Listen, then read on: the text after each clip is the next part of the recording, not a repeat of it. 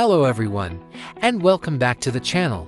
Today, we're journeying back to feudal Japan to explore a story of honor, failure, and the long, difficult path to redemption.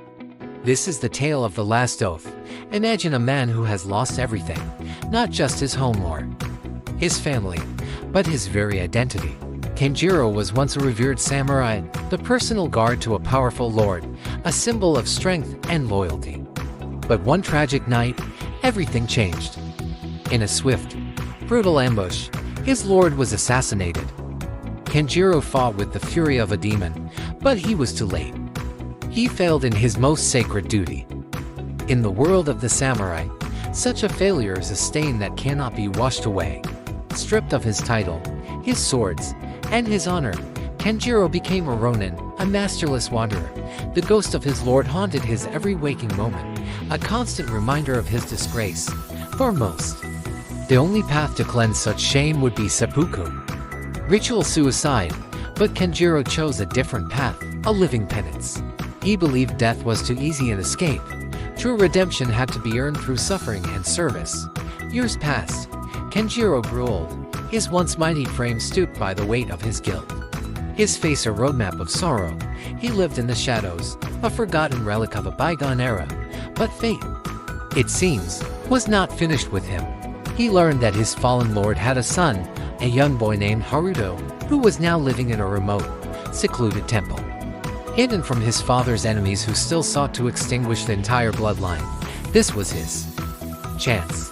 This was the moment Kenjiro had been waiting for. A final opportunity to fulfill the oath he had broken. He traveled to the temple, a place of serene beauty that stood in stark contrast to the turmoil in his soul. There, he found Haruto, a bright, curious child, unaware of the noble blood that flowed through his veins or the danger that surrounded him. Kenjiro offered his services to the temple monks, not as a warrior, but as a humble groundskeeper. He watched over the boy from a distance, a silent, unseen guardian. He taught Haruto how to mend a fence, how to read the weather in the clouds, and how to find his balance, both physically and mentally. He never spoke of his past, of swords or battles, to the boy. He was just the quiet old man who tended the gardens. But in his heart, Kenjiro was training the boy, instilling in him the discipline and awareness of a future leader, a future lord. However, the shadows of the past are long. The clan that destroyed Haruto's father finally discovered the boy's location. One cold, moonless night, assassins crept into the temple grounds, their blades hungry for the last of the bloodline.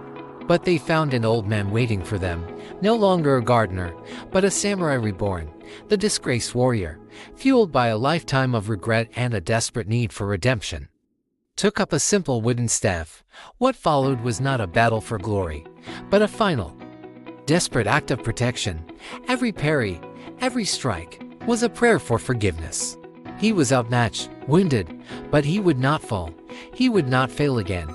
He fought until the last assassin was defeated, securing the future of the boy he was sworn to protect. As dawn broke, Haruto found Kenjiro leaning against a cherry blossom tree, his life slowly fading. With his last breath, the old samurai looked at the boy, the son of the master he had failed, and saw not a failure, but a future.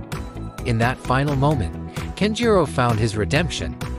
He had kept his last oath. What a powerful story about second chances and the enduring weight of honor. It reminds us that redemption isn't just about dying for a cause, but living for one. Thank you so much for joining me on this journey today. If you enjoyed this story, please hit that like button, subscribe to the channel, and ring the bell so you don't miss our next adventure into the tales that shape us. See you next time.